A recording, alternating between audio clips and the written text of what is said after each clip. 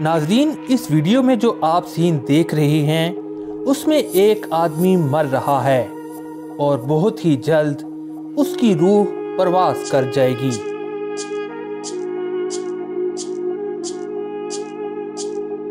और फिर ये आदमी कब्र में उतारा जाएगा।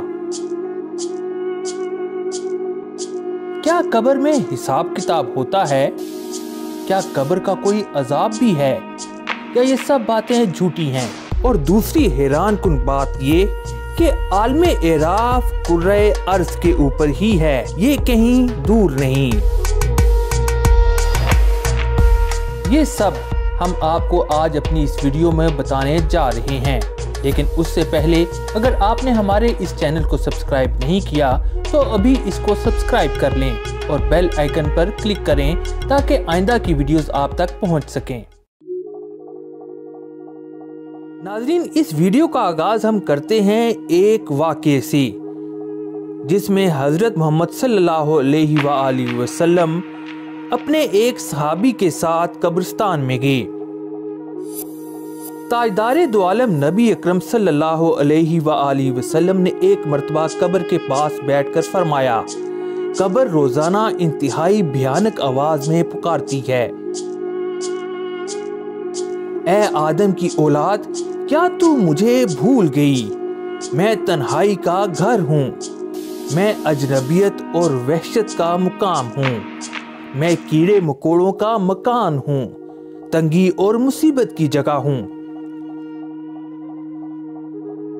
उन खुश नसीबों के अलावा जिनके लिए खुदा मुझको कुशादा और वसीह कर दे, मैं सारे इंसानों के लिए ऐसा ही तकलीफ दे हूँ। और आप सल्लल्लाहु अलैहि वसल्लम ने फरमाया, कब्र या तो जहन्नम के गढ़ों में से एक गढ़ा है या जन्नत के बागों में से एक बागीचा। एक बार हजरत अली रजी अल्लाह ताला कब्रिस्तान में तशरीफ ले गए। उनके साथ हजरत कमील रजी अल्लाह ताला भी थे। कब्रिस्तान पहुंचकर आप रजी अल्लाह ताला ने एक नजर कब्रों पर डाली और फिर कब्र वालों से मुखातिब होकर फरमाया, ए कब्र में बसने वालों, ए खंडरों में रहने वालों, ए वहशत और तन्हाई में रहने वालों, कहो तुम्हारी क्या खबर है? हमारा हाल तो ये है कि माल तकसीम कर लिए गए, औलादें यतीम हो गईं, बीवियों ने दूसरे खामंद कर लिए। ये तो हमारा हाल है, अब तुम भी तो अपनी कुछ खबर सुनाओ। फिर आप कुछ देर खामोश रहे। उसके बाद हजरत कमील रजी अल्लाह ताला की तरफ देखा और फरमाया, कमील, अगर कब्रों के बाशिंदों को बोलने की इजाजत होती तो ये कहते कि बेहतरीन तोशा परहेजगारी है। ये कहकर हजरत अली रजी अल्लाह ताला अन्हो रोने लगे और देर तक रोते रहे और फिर बोले, कमील, कब्र अमल का संदूक है और मौत है, और मौत के वक्त ही ये बात मालूम हो जाती है। मौजूदा जमाने में ये बात आम होती जा रही है कि लोग कब्रिस्तान में सिगरेटें पीते हैं, लापरवाह लोगों की तरह हंसी मजाक करते हैं, दुनिया और लवाजमाते दुनिया की बातें करते हैं, जबकि कब्र आखिरत का दरवाजा है। इस दरवाजे को देखकर आखिरत की फिक्र कीजिए। नाज़रीन, एक दफा हजरत ख्वाजा शमसुद्दीन अजीमी से एक शख्स ने सवाल किया जो उन्होंने अपनी किताब रूह की पुकार में तहरीर फरमाया है। सवाल ये था, सुना है कि मरने के बाद कब्र में हिसाब किताब होता है, जबकि आपने ये फरमाया था कि जिस्म रूह का लिबास है, जब रूह ही परवास कर जाती है तो लिबास से कब्र में क्या हिसाब किताब होता है? रूहानी नुक्ता नजर से तफसील बयान कर दें। आपने इसका जवाब कुछ इस तरह लिखा है, जिस तरह लिबास की अपनी कोई हरकत नहीं होती, उस तरह जिस्म भी रूह का लिबास है, जो रूह का जिस्म से ताल्लुक खत्म करने पर बेजान होकर लम्हा ब लम्हा खत्म हो जाता है। किसी भी कब्र को आप 2 हफ्ते के बाद खोल कर देखें या 1 महीने के बाद खोल कर देखें तो वहाँ जिस्म नहीं होता, हड्डी होती है। साल भर के बाद खोल कर देखें तो मालूम हुआ हड्डियां भी नहीं होती।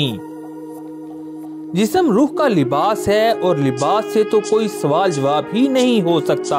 मसलन एक आदमी शलवार कुर्ता टोपी वगैरह बांस को पहना कर खड़ा कर दें और उससे आप सवाल जवाब करें, ये लिबास क्या जवाब देगा? इस लिबास को आप फाड़ दें, तब भी इसकी तरफ से कोई मुदाफियत नहीं होगी। इसमें आग लगा दें, लिबास जल जाएगा, लेकिन एक आह भी नहीं निकलेगी।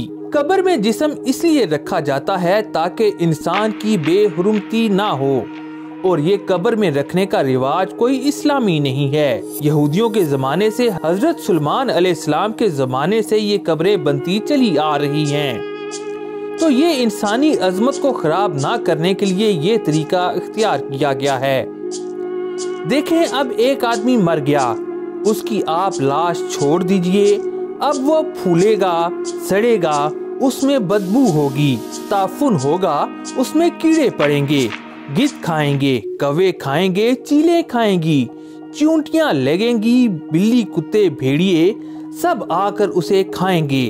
तो ये आदमी की एक तरह से बेइज्जती होगी।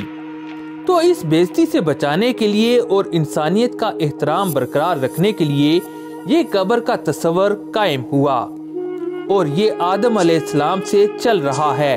हाबील और काबील का किस्सा आपने सुना होगा, वहाँ से ये सिलसिला चल रहा है। जिस्म को अगर हम रूह का लिबास मान लेते हैं तो इस पर कोई हिसाब किताब नहीं होगा।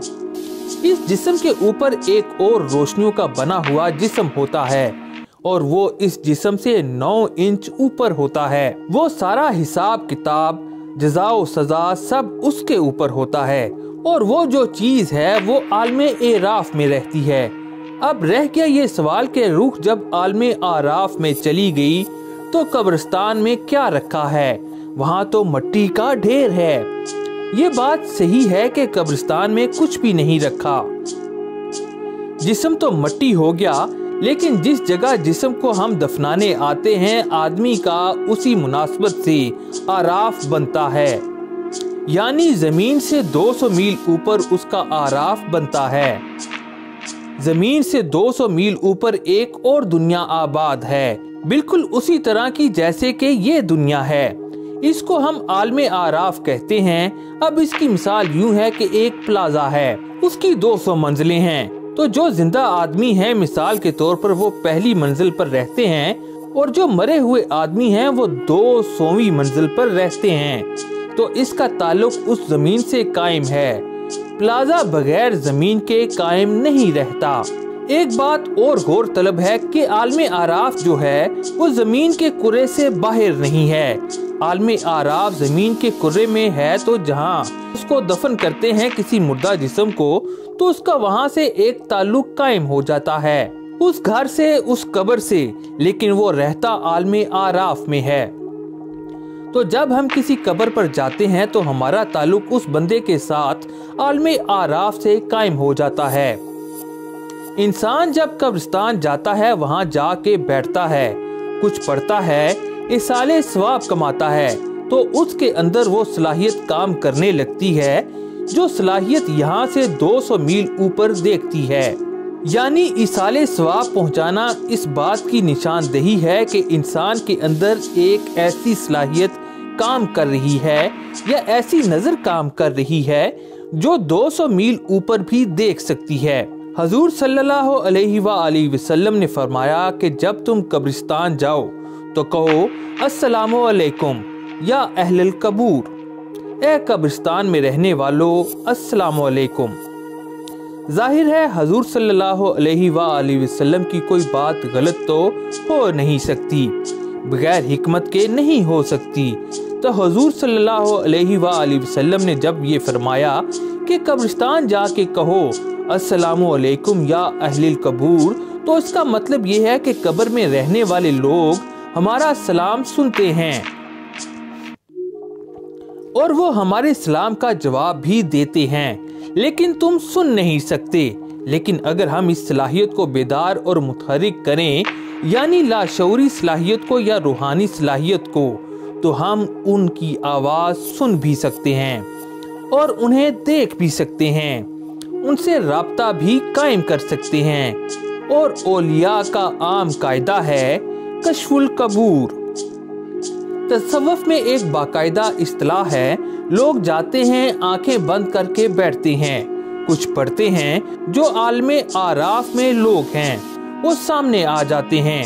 कब्र का जो ताल्लुक है, जो गोश्त पोस्ट का बना हुआ जिस्म है, उससे हिसाब किताब नहीं होता, बल्कि उस गोश्त पोस्ट के ऊपर एक और रूह का बना हुआ जिस्म होता है, मुकम्मल जिस्म होता है, जिसे जिस्मे मसाली कहा जाता है। नाज़रीन, अगर आपको ये हमारी वीडियो अच्छी लगी तो इसे आगे ज़रूर शेयर कीजिएगा और नीचे कमेंट्स में हमें अपनी आरा से ज़रूर आगाह कीजिएगा। आपका शुक्रिया।